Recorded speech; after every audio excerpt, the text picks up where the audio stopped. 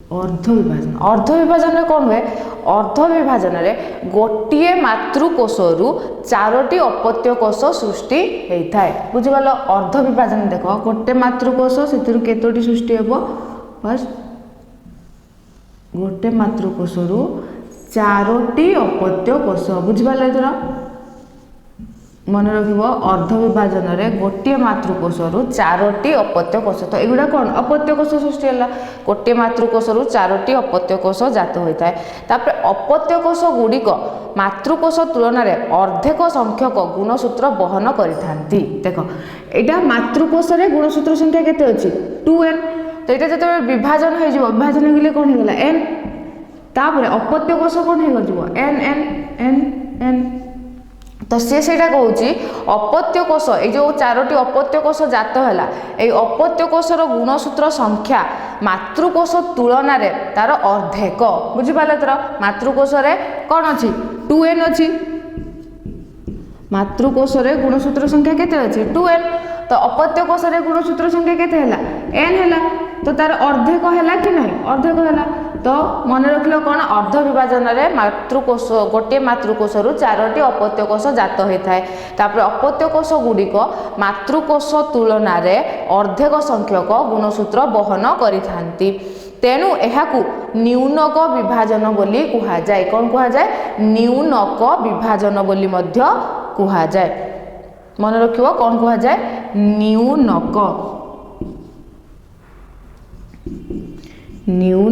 विभाजन बोली कुहा जाए कौन कुहा जाए न्यूनक विभाजन यही युग्मक सृष्टि पाई उद्दिष्ट यह कौन पाई उद्दिष्ट होता है माने कौन पाई दरकार होता है युग्मक सृष्टि करिबा पाई अर्ध तापर कौन मन रखिबो एटा बुझीपाल अर्ध विभाजन तापर कौन मन रखिबो अर्ध विभाजन केतोटी पर्याय दे संपादित होता है जमिति आमे पढ़िले सम विभाजन रे आमे कोन तार पर्याय देखितले नेष्टि विभाजन होतला कोश जीवक विभाजन होतला तापर नेष्टि विभाजन पुनी 4टी अवस्था होतला तो सेमिति अर्ध विभाजन 2टी पर्याय रे संपादित होता है केतोटी पर्याय रे 2टी पर्याय रे देखो अर्ध विभाजन केतोटी पर्याय रे हुए 2टी पर्याय फर्स्ट है पर्याय 1 सेकेंड है पर्याय 2 मन रहा तो अर्ध विभाजन केतोटी पर्याय होता है 2टी पर्याय कौन कौन पर्याय 1 पर्याय 2 तो पर्याय देखो ये जो पर्याय 1 रहा तो पर्याय 1 रे पुणी कौन हुए न्यष्टि विभाजन 1 हुए आउ कोश जीवक विभाजन 1 होता है तो मन रख जो पर्याय 1 रे न्यष्टि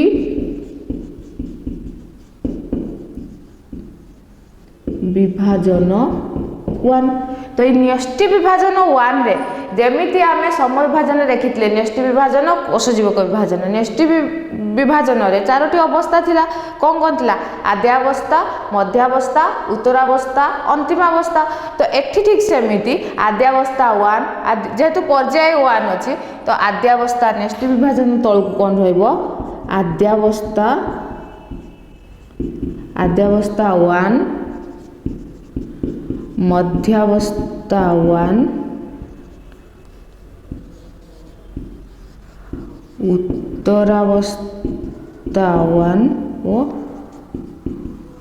अंतिमावस्था 1 तो नेक्स्ट विभाजन 1 मध्य रे ए 4टी अवस्था रहला तापर कोन आसीबो हमर कोश जीवक विभाजन 1 बुझिपाल अर्ध विभाजन 2टी पर्याय रे संपादित होता है गोटे पर्याय 1 गोटे पर्याय 2 पर्याय 1 रे पुणी न्यष्टि विभाजन 1 कोश जीवक विभाजन 1 न्यष्टि विभाजन रे पुणी आद्यावस्था 1 मध्यावस्था 1 उत्तरावस्था 1 अंतिमावस्था 1 तो पर्याय 2 रे सेमिति कोन हुए न्यष्टि विभाजन 2 और कोश जीवक विभाजन 2 न्यष्टि विभाजन 2 जमीती एठी न्यष्टि विभाजन 1 रहा आद्यावस्था 1 मध्यावस्था 1 सेमिति एठी न्यष्टि विभाजन 2 रे आद्यावस्था 2 मध्यावस्था 2 देखो आद्यावस्था टू मध्यावस्था टू उत्तरावस्था टू अंतिमावस्था टू ओ कोश जीवक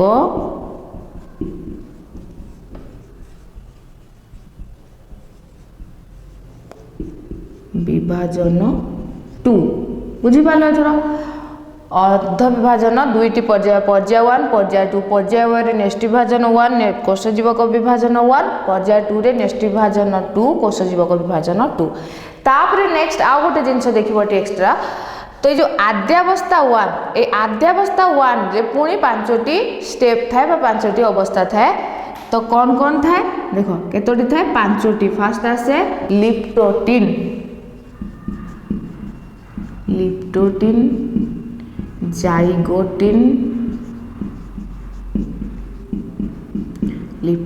जाइगोटिन पैचिटिन डिप्लोटिन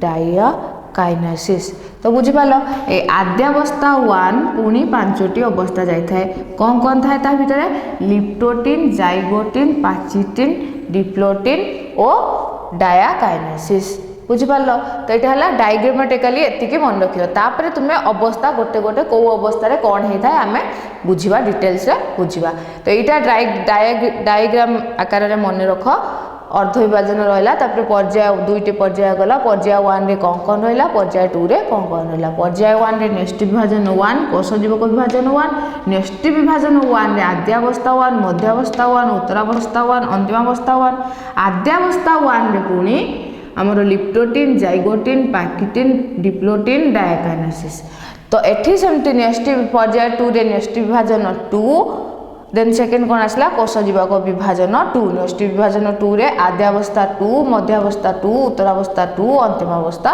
2 एबे डिटेल्स रे देखिबा फर्स्ट कौन देखिबा पर्याय 1 रे कौन आसला फास्ट नेक्स्ट विभाजन रो फास्ट कौन आसला आद्यावस्था रो फास्ट कौन आसला लिप्टोटिन बुझिपाल तो एबे हम पढ़िबा प्रथम विभाजन बा पर्याय 1 तो प्रथम विभाजन जोटा कि हमर पर्याय 1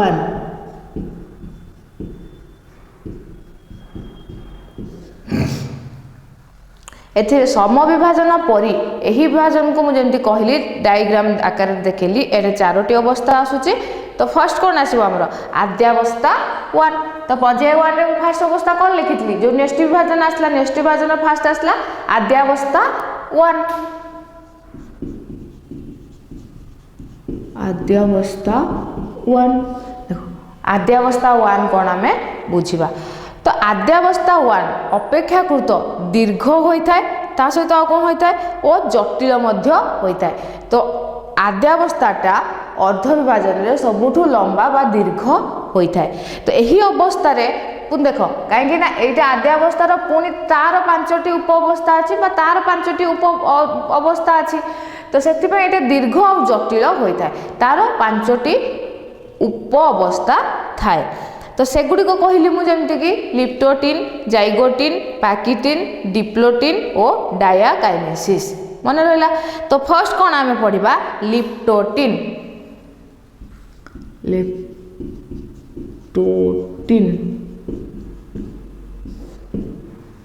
लेप्टोटिन देखो लेप्टोटिन अवस्था रे कौन हुए लेप्टोटिन अवस्था रे गुणसूत्र गुड़िक दृश्यमान होइथांती केमिति दृश्यमान क्रोमाटिन जालिका जो मु कहितली आम जो समविभाजन पढ़ितले मन अछि क्रोमाटिन जालिका जोटा कि गुणसूत्र रो अस्पष्ट अवस्था जोटा सेटा कौन आमर क्रोमाटिन जालिका तो एठी क्रोमाटिन जालिका गुणसूत्र आकार रे दृश्यमान होइथाय जेमिति कि देखो गुणसूत्र आकार में दृश्यमान होता है बुझिपाल। तो गुणसूत्र यही गुणसूत्र गुड़िक जदिओ पूर्वर अनुदर्घिक भाव समद्विखंडक होता मात्र ताहा एकक रूपे देखा जाती। जमी आम बुझी से अनुदर्घिक भाव होता किंतु एकक कहीं देखा कहीं केन्द्र में लागिक रही था तो एकक भाव देखा जाती। तो यहाँ स्पष्ट भाव देखा जाती से केमती देखा जाती देख बुझिपाल। तो नेक्स्ट पुणी से कौन हो जाए एकक भाव जोटा देखली मुझे छंदिकी था तो तापर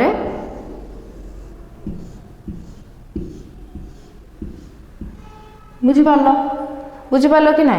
तो मात्र एमाने पूर्वर अनुदर्घिक भाव समद्विखंडित हो जाती। ये देख अनुदर्घिक भाव दैर्घ्य भाव अनुदर्घिक एमती भाव समद्विखंडिक हो जाती किंतु एकक रूपे देखा जाती कहीं से केन्द्र में लागिकी रही था जहाँफल कि आमको एका भली बा एकक रूपे देखा जाती। तो लिप्टोटिन बुझिपाल। तो लिप्टोटिन है सबुठु जटिल और दीर्घ अवस्था। नेक्स्ट से क्रोमाटिन जालिका गुणसूत्र आकार में दृश्यमान होता है। देन गुणसूत्र गुड़िक अनुदर्घिक भाव समद्विखंडित होता मात्र ताहा एकक रूपे देखा जाती बुझिपाल। तो ये मुझे पॉइंट लिखुच देख क्रोमाटिन जालिका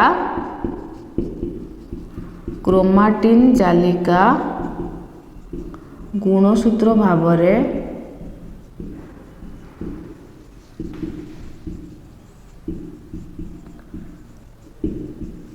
दृश्यमान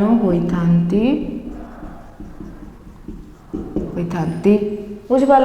सेकेंड आउ कौन रहा तार पॉइंट ना गुणसूत्र गुड़िक अनुदर्घिक भाव समद्विखंडित होता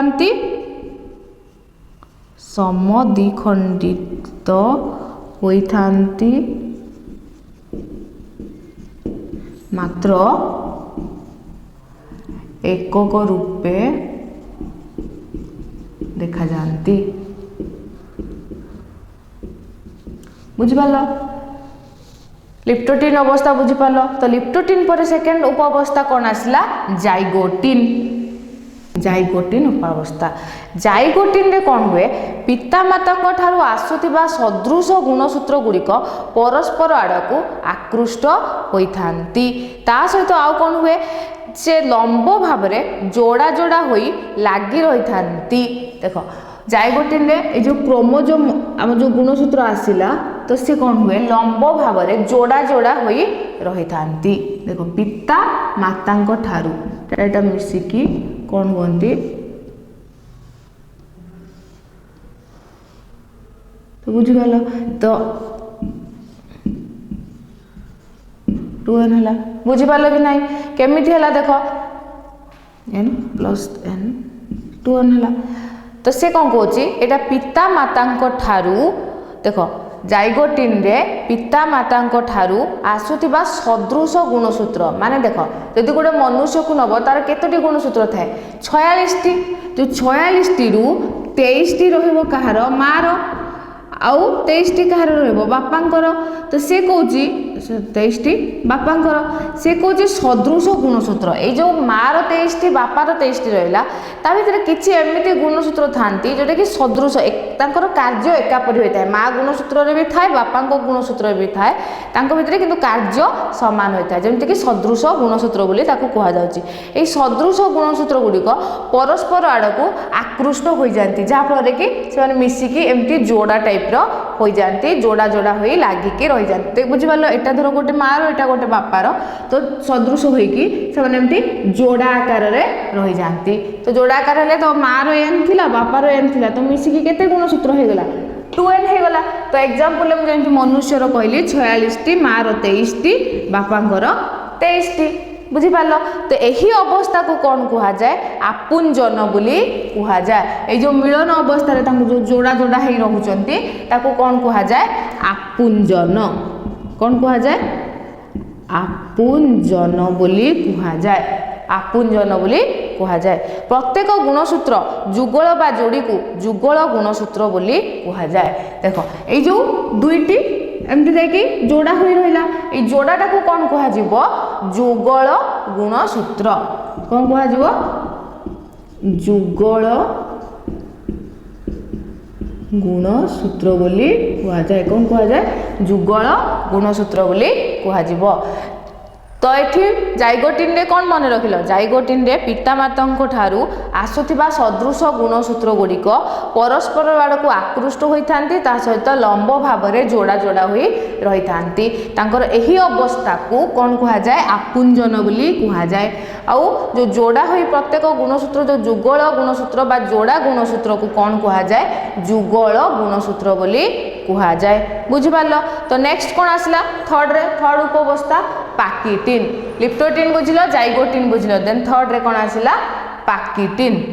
देखो पाकिटिन गुणसूत्र स्थूल और क्षुद्राकार होता है बुझिपारल। तो पाकिटिन रे कौन हो स्थूल हेबो और क्षुद्राकार हेबो स्थूल और क्षुद्राकार होइथांती।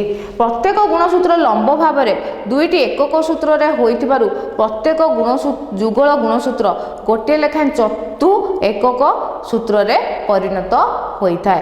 बुझिपारल कि नहीं। देखो से जो लंब भाव में जो गुणसूत्र थाए एटा लंब भाव थाए सेटा कौन हो जाए क्षुद्र हो जाए और स्थूल हो जाए माने छोट होइकी मोटा आकार हो जाए। बुझिपारल। तो जो लंब आकार रे थाए से जो जोड़ा आकार रे लंब लंब होई थांती तो सेटा लंबटा क्षुद्र और स्थूल हो जाए क्षुद्र होइकी मोटा भली देखा जाए। बुझिपारल। एटा केउ स्टेज रे हुए पाकिटिन रे होई थाए। देन पाकिटिन रे आउ कोन हुए प्रत्येक गुणसूत्र देखो एठी जते दुई जोड़ा हेबो तो दुई जोड़ा जते देखो दुईटा जोड़ा जोड़ा होई रहिला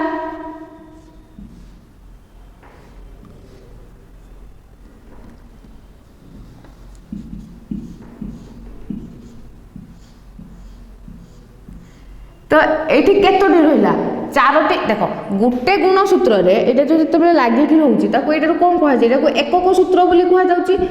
तो एकक सूत्र जो कहुच्छी सी कहूँ जो आम पढ़ले या पूर्व स्टेज रे ताकू कौन कहुच्छी जुगल गुणसूत्र बोली कहुच्छी जो जोड़ा होकर रही जाती सदृश गुणसूत्र ताकू कौन कहुच्छी जुगल गुणसूत्र। तो से जो जुगल गुणसूत्र रे से कहूँ ये केतोटी एकक सूत्र रहा चारोटी एकक सूत्र रहा तो ताकू से कौन कहुए चतु एकक सूत्र कौन कहुए चतु एकक सूत्र कौन कहुए चतु एकक सूत्र बोली कहुए। देन एटा बुझिपाल पाकिटिन पाकिटिन रे कौन है बुझिल कहीं से जो लंब आकार रे थाए तो ये जो लंब आकार अच्छी ये लंबटा कौन हो क्षुद्र और स्थूल हो माने एमती छोट होइकी मोटा भली हो बुझिपाल। तेणु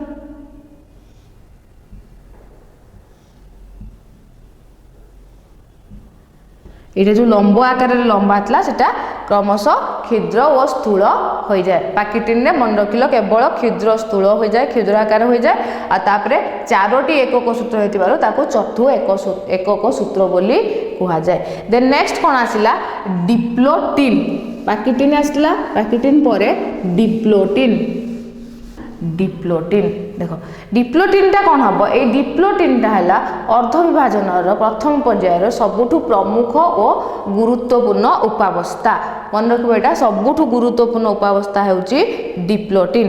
डिप्लोटिन रे गुणसूत्र प्रत्येक दुई एकक गुड़िकर पृथकीकरण आरंभ होता है। तो देखो जो डिप्लोटिन रे जो गुणसूत्र जो लगिकी रही था जोड़ा आकार तो से पृथकीकरण आरंभ होता है। तो से केवल केतेक बिंदु रे परस्पर सहित लगी रही थांती। तो एमिति जदि रहिबो बुझिपाल। तो ये एकक सूत्र गुणसूत्रटा पृथक है तो जो पृथक हम तो से ये केतोटी बिंदु रे संजोग होई रही थांती बुझिपाल। तो यहाँ जो गुणसूत्रटा जब पृथक हम तो मझे से केतेक बिंदु रे संजोग होई रही थांती। तो यही मिलन स्थल को कौन कहा जाए काएजमा मन रखिबो कौन कहा जाए काएजमा डिप्लोटिन उपावस्था रे गुणसूत्र पृथकीकरण करने को आरंभ करिथाय मात्र केतेक बिंदुरे से संजोग होई रहिथाय जहाकू कि कौन कहा जाए काएज्मा बोली कहा जाए। जुगल गुणसूत्र गुड़िकर एही मिलन अवस्था को देख एटा मु गोटे देखिछि जेतेबेले जुगल गुणसूत्र हबो तो जो से जो लागी कि जो बिंदुरे रहबो से अवस्था को कौन कहा जिवो ताकू काएज्माटा तार मिलन स्थली को जुगल गुणसूत्र रे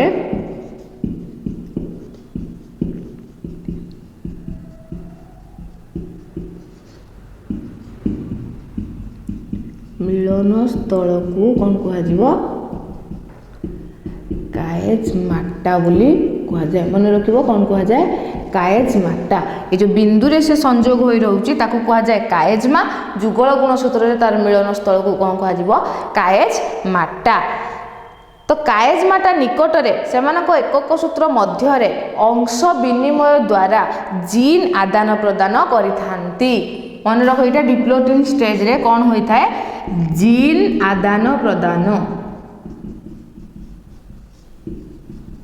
जीन आदान प्रदान होता है। एबे तुम माइंड को आसीबो जीन आदान प्रदान कौन देख जो आमर जेते जो गुणसूत्र देखुचे गोटे माँ रोचे गोटे बापा रोचे तो गोटे मेल रहा गोटे फीमेल रहा तो जदि मेल पाखरे ए गुणसूत्र रुहे फीमेल पाखरे बी गुणसूत्र हुए तो कौन हुए तो ए रु बी को बी रु ए को तो जो गुणसूत्र तो आदान प्रदान होता है जोटा कि कहा जाए कौन जीन आदान प्रदान होता है। बुझिपाल तो माँ पाखरे आउ फीमेल पाखरे देख ए गुणसूत्र रे तो ये एम रहा ये फीमेल रहा ये मेल ये फीमेल तो यार जब ए हुए यार बी हुए तांको भीतर जो आदान प्रदान दबा नबा हुए सेटा को आदान प्रदान हुए जीन आदान प्रदान होता है। तो से प्रक्रिया को कौन कहा जाए पारांतरण बा ताको क्रॉसिंग ओवर बोली कहा जाए। तो ये जो जीन आदान प्रदान होगा प्रक्रिया को कौन कहा जाए पारांतरण बा ताको इंग्लिश टर्म कौन क्रॉसिंग ओवर। मन रहा कौन कहा जाए क्रॉसिंग ओवर बा पारांतरण।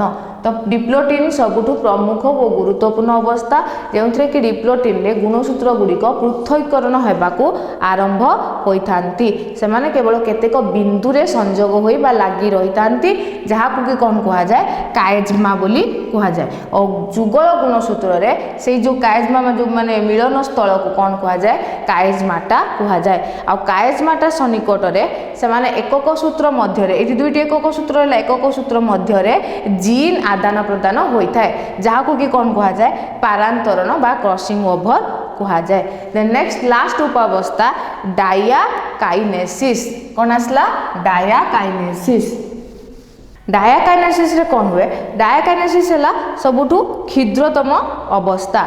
तो डायाकाइनेसिस रे गुणसूत्र गुड़िक क्षुद्राकार हो जाती क्षुद्राकार होइकी किंतु स्थूल व वर्तुल हेबा बेले अधिक स्पष्ट देखा जाती। तो सेतिरे जो स्थूल जो एमती देखो तो डायाकाइनेसिस रे गुणसूत्र गुड़िक क्षुद्राकार हो जाती किंतु स्थूल व वर्तुल हेबा द्वारा अधिक स्पष्ट देखा जाती। एही उपावस्था रे सेगुड़िकर आकृति मुद्रिका सदृश हो जाए और निन्यष्टि और न्यष्टि झिल्ली एही अवस्था रे अदृश्य हो जाती। बुझिपाल तो डायाकाइनेसिस रे कौन हुए से माने क्षुद्राकार हो जाती किंतु स्थूल होइथिबारु मोटेई होइथिबारु से दृश्यमान अधिक स्पष्ट दृश्यमान होता है। तापरे कौन हुए निन्यष्टि और न्यष्टि झिल्ली एही अवस्था रे अदृश्य हो जाती। बुझिपाल डायाकाइनेसिस अवस्था रे कौन हुए तो क्षुद्राकार एटा अति क्षुद्राकार हो जाए स्थूल होइथिबा हेतु ता अधिक स्पष्ट भाव में देखा जाए। आउ कौन मन रखिल निन्यष्टि और न्यष्टि झिल्ली एही अवस्था रे अदृश्य हो जाए। निन्यष्टि ओ न्यष्टि झिल्ली अदृश्य हो जाए। मन डायाकाइनेसिस टे क्षुद्र आकार हो जाए किंतु स्थूल व वर्तुल होइतिबारु अधिक स्पष्ट देखा जाए आ कोन होइतरे निन्यष्टि और न्यष्टि झिल्ली अदृश्य हो जाए। तो एटा देखिलो देखो न्यष्टि विभाजन जो आद्यावस्था थिला आद्यावस्थार 5टी उपावस्था थिला तो 5टी उपावस्था पर आद्यावस्था 1 कंप्लीट हैला आद्यावस्था 1 कंप्लीट पर सेकंड कोन आसला मध्यावस्था 1। तो आम सम विभाजन जमी पढ़ी आद्यावस्था कौन है एति होता आद्यावस्था पर मध्यावस्था जिते आसूला तो तर्कतंतु गठन होता तो एठी सेमिति मध्यावस्था 1 रे तो देखो एठी मध्यावस्था 1 आसला तो मध्यावस्था 1 रे कौन है देख एथिरे सम विभाजन रे जेमिति सम विभाजन रे आद्यावस्था पर मध्यावस्था रे तर्कतंतु गठन होता तो एठी ठीक सेमिति सम विभाजन रो मध्यावस्था परी जुगल गुणसूत्र गुड़िक कोषर मध्य समतल को आसी थाइथांती देखो एटा हला कोषटा तो तार मध्य समतल को आसी जाई थांती बुझिपाल। तो जेमिति सम विभाजन मध्यावस्था रे तो तार गुणसूत्र गुड़िक मध्य समतल को आसुला ठीक मध्यावस्था 1 रे ठीक सेमिति गुणसूत्र गुड़िक मध्य समतल को आसला मध्य समतल को आसवा परे कौन है तर्कतंतु गठन है तो सम विभाजन में मध्यावस्था से तर्कतंतु गठन होता तो ये ठीक सेमिति तर्कतंतु गठन है आ तर्कतंतु देखो ये आसिकी क्या सहित लगे गुणसूत्रर केन्द्र सहित संयोग होता है बुझिपाल कि नहीं। तो यही उपावस्था से गुड़िकर आकृति मूर्ति सॉरी यही अवस्था तर्कतंतु गुणसूत्रर केन्द्र भाग सहित संश्लिष्ट होता है तो बुझिपाल ठीक सम विभाजन मध्यावस्था जेमिति थिला एठी मध्यावस्था 1 सेमिति के गुणसूत्र गुड़िक मध्य समतल मध्य समतल रे दृश्यमान हेबो तापरे तर्कतंतु गठन हेबो जोटा कि केन्द्र गुणसूत्रर केन्द्र सहित संयोग हेबो बुझिपाल। तो मध्यावस्था 1 पर कोन आसला उत्तरावस्था 1 उत्तरावस्था 1 उत्तरावस्था रे कौन हम देखो जुगल गुणसूत्रर प्रत्येक गुणसूत्र तार 2टी एकक सूत्र सह जुगल गुणसूत्र केतोटी एकक सूत्र रहला 4टी रहला तो 4टी रु 2टी लेखा से 2 मेरु आड़ को पृथक हो जिवो ठीक सम विभाजन उत्तरावस्था रे ठीक सेमिति थिला तर्कतंतु रु जेतेबेले गुणसूत्रर केन्द्र सहित संयोग होइतिला संयोग होगा परे उत्तरावस्था रे कोन होतला से 2 विपरीत मेरु आड़ को टाणी हो जाउतला बा संकोच हो जाउतला तो एठी ठीक सेमिति उत्तरावस्था 1 रे एठी किंतु 2टी एकक सूत्र थिला गोटिए गोटिए पृथक होता है किंतु 4टी एकक सूत्र अच्छी कहीं जुगल गुणसूत्र अच्छी तो जुगल गुणसूत्र हेतु ये 2टी भाव में से पृथक हो बुझिपाल। तो उत्तरावस्था 1 रे 2 विपरीत दिग को 2टी एकक सूत्र 2 मेरु आड़ को गति करिगला बुझिपाल। तो आउ कौन है गुणसूत्रर केन्द्रर विभाजन हुए ना यह हूँ गुणसूत्र संख्या अधा हो जिबार कारण आई गुणसूत्र गुड़िक सेठी जमती सम विभाजन उत्तरावस्था जमती कोणाकार बा भी आकार थिला एठी ठीक सेमती देख भी आकार ही देखा जाई थाए बुझिपाल। तो उत्तर मध्यावस्था 1 गला उत्तरावस्था 1 गला देन तापरे कोन आसला अंतिमावस्था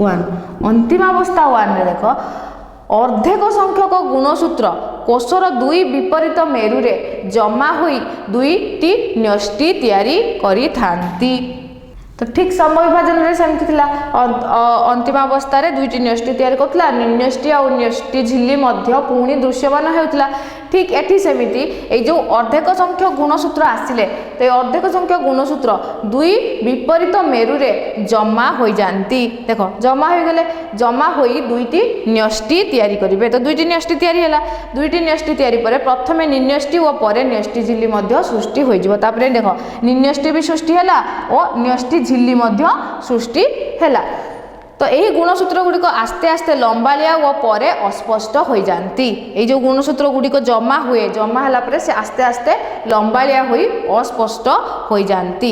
यही समय कोष जीवक दुई भाग में विभक्त हुए और कोष को दुईटी अपत्य कोष रे विभक्त करिथाए। तो बुझिपार तो यहाँ आमर कौन थिला न्यष्टि विभाजन थिला। न्यष्टि विभाजन फास्ट अवस्था कौन थिला आद्यावस्था। आद्यावस्था 1 आद्यावस्था 1 रे पुणी 5टी उप अवस्था थिला लिप्टोटिन जाइगोटिन पाकिटिन डिप्लोटिन डायकाइनेसिस।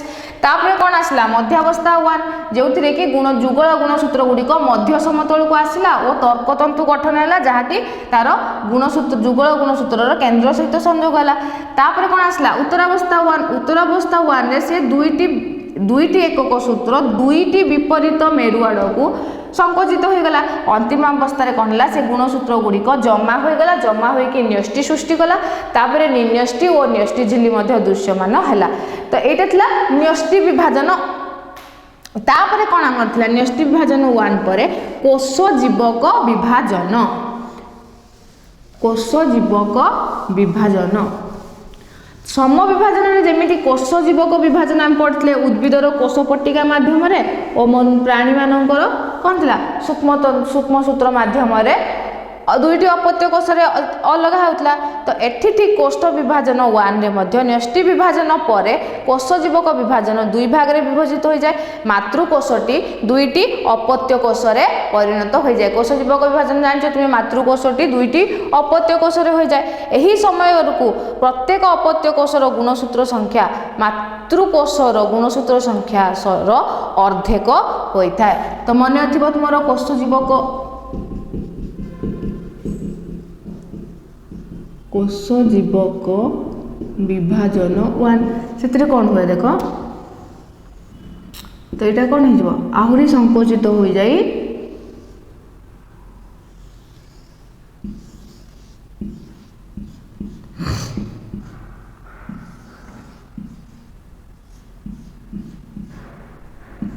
तब लास्ट सेपारेट हो जाए दुईटी हो देखो मातृकोषटी दुईटी अपत्य कोष हो गला। तो दुईटी अपत्य कोष हो कौन कहूँ से ये देख 2n थिला। तो तापर ये कौन हो n तो से जो मातृकोषर गुणसूत्र संख्यार ये अर्धेक हो जाए। अपत्य कोषर गुणसूत्र संख्या मातृकोषर गुणसूत्र संख्या सहित अर्धेक हो गला। अर्धेक है कि नहीं 2n थिला n हो गला 2n थिला n हो गला। तो नेक्स्ट एति तुम्हें बुझी पार पर्याय 1 तेरे पर्याय 2 बा द्वितीय विभाजन। फास्ट है प्रथम विभाजन तापर सेकेंड आसला द्वितीय विभाजन। देखो जोटा पर्याय 1 मु कहली सेटा को प्रथम विभाजन और पर्याय 2 जोटा द्वितीय विभाजन। द्वितीय विभाजन जोटा आमे जो पढ़ले सम विभाजन द्वितीय विभाजन इज इक्वल टू सम विभाजन। सम विभाजन सहित द्वितीय विभाजन समान। तबे सम विभाजन जहाँ बुझील द्वितीय विभाजन रे ठीक सेया होता है। अर्ध विभाजन प्रथम विभाजन पर द्वितीय विभाजन संपादित होता है। यह ठीक सम विभाजन परी बुझिपाल सम विभाजन परी यह ठीक ता परी समान होता है। तो यही 4टी अवस्था को एथिरे किंतु कौन हुए सेठी खाली आद्यावस्था था। एथिरे जो 4टी अवस्था था ताकू कौन कहा जाए आद्यावस्था आद्यावस्था 2 मध्यावस्था 2 उत्तरावस्था 2 अंतिमावस्था 2 मन रहा। तो कौन मन रखिल द्वितीय विभाजन सम विभाजन सहित सामान होता है। और से ठीक 4टी अवस्था कौन कौन आसे आद्यावस्था 2 मध्यावस्था 2 उत्तरावस्था 2 और अंतिमावस्था 2। सम विभाजन में वर्णित प्रक्रिया अनुଯାयी एथिरे प्रत्येक अपत्य कोष दुई समरूपी कोष रे परिणत होता है। जानिଛ तुम दुईटी समान कोष रे ही परिणत होता है। तापर एहीपरि भाव में अर्ध विभाजन में प्रत्येक कोषरु अर्ध संख्यक गुणसूत्र थिबा 4टी अपत्य कोष सृष्टि होता है।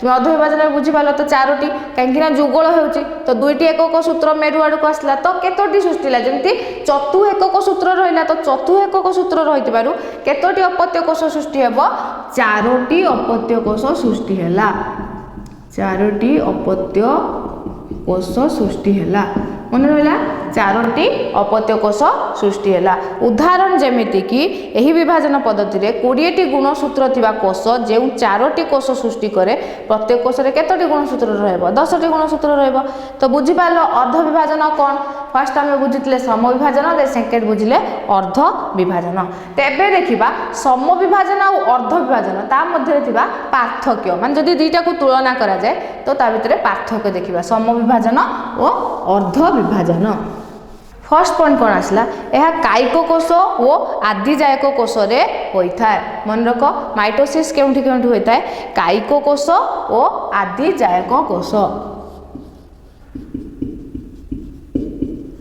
कायिक कोष और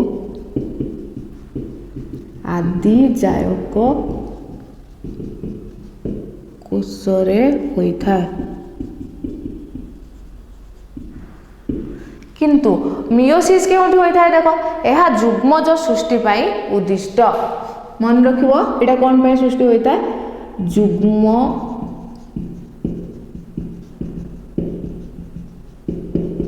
सृष्टि पाई उद्दिष्ट ता सहित आ कोन अछि देखो तेनु यह केवल जनन कोष रे जुग्मक जनन प्रक्रिया रे शेष पर्याय रे होइथाय तो यहाँ केउठी हम तेणु जनन कोष रे होइथाय बुझिपाल तो डिफरेंस कौन मन रखिल माइटोसिस कायिक कोष और आदिजायक कोष रे होइथाय किंतु मियोसिस जुग्मक सृष्टि पाई उद्दिष्ट थाए तेणु जुग्मक जनन प्रक्रियार जनन कोष रे संपादित होइथाय तो आ सेकेंड कौन देख माइटोसिस एथिरे मातृकोष और अपत्य कोष रे गुणसूत्र संख्या समान होइथाय मातृकोष और अपत्य कोषर गुणसूत्र संख्या समान होइथाय तो बुझिपाल मातृकोष और अपत्य कोषर गुणसूत्र संख्या एठी समान आसिला किंतु मियोसिस रे विभाजन परे अपत्य कोषर गुणसूत्र संख्या मातृकोष रे थिबा गुणसूत्र संख्यार अर्धेक होई जाए विभाजन परे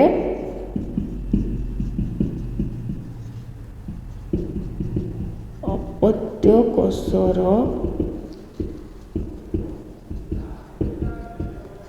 गुणसूत्र संख्या मातृकोषर गुणसूत्र संख्यार अर्धेक होइथाय तुम देखिला जदि 2n थिला तो केते हे गला n हे गला तो थर्ड पॉइंट कोन आसला देखो एही विभाजन रे केवल प्रत्येक गुणसूत्र स्वाधीन भाव में अर्थात अन्य उपरे निर्भर न करी विभाजित होइथांती एथिरे आपुंजन किबा अंश विनिमय हुए नाही तो ये पॉइंट कौन लिखिबो गुणसूत्र स्वाधीन भाव में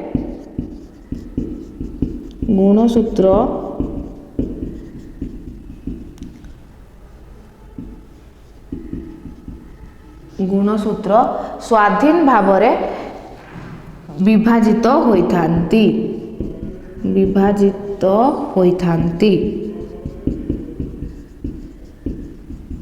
किंतु मियोसिस रे कौन हुए मियोसिस रे प्रथम पर्याय रे सदृश गुणसूत्र जोड़ा जोड़ा होई लागी जानती तो सेमानक मध्य रे कौन हुए आपुंजन हुए और जीन आदान प्रदान बा अंश विनिमय होता है तो एथिरे सदृश गुणसूत्र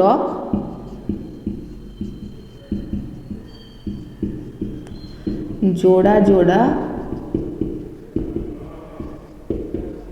लागी रही थांती आ कौन हुए ता सहित आपुंजन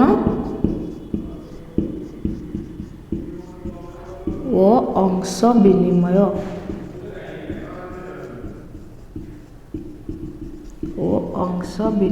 ହୋଇଥାଏ। मन रहा बुझिपाल।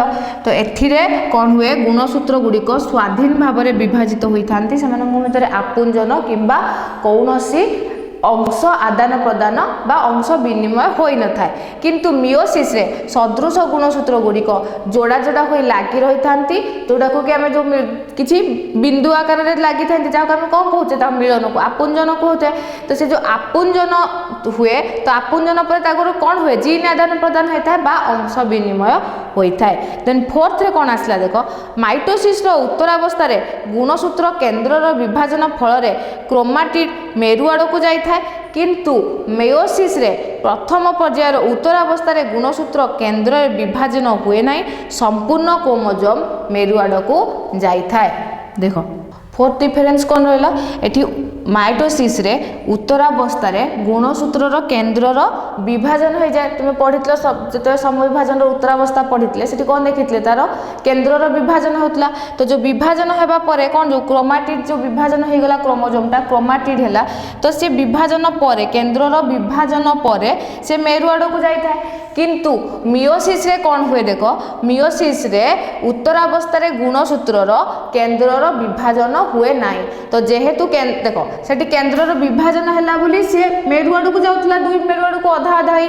किंतु जेहेतु एठी केन्द्र विभाजन हेउनी तो कौन हम संपूर्ण क्रोमोजोमटी मेरु आड़ को जाए। तो डिफरेन्स बुझल माइटोसिस रे केन्द्र विभाजन होगा फल क्रोमाटिड माने क्रोमोजोमटा भांगिकी विभाजन रे क्रोमाटिड है क्रोमाटिडटा मेरु आड़ को गला। किंतु मियोसिस रे उत्तरावस्था रे केन्द्र विभाजन हुए फल संपूर्ण क्रोमोजोमटी मेरु आड़ को जाए। फोर्थ पॉइंट बुझी सार। फिफ्थ डिफरेन्स देख कौन माइटोसिस रे जब विभाजन हुए तो गोटे मातृकोश रु केतोटी अपत्य कोष आसता है दुईटी अपत्य कोष जात होता है। तुम्हें जानिच तो से जोटा आम यहाँ देखिले तो मातृकोशर अपत्यकोश मातृकोश और अपत्यकोशर गुणसूत्र संख्या ए सामान थाए किंतु मियोसिस रे तार अर्धेक हो जाए। तो एठी देख विभाजन पर माइटोसिस रे गोटे मातृकोशरु दुईटी अपत्यकोश जात होता है किंतु मियोसिस रे कौन हुए एही विभाजन रे चारोटी अपत्यकोश जात होता है। एही विभाजन रे मातृकोशरु चारोटी अपत्यकोश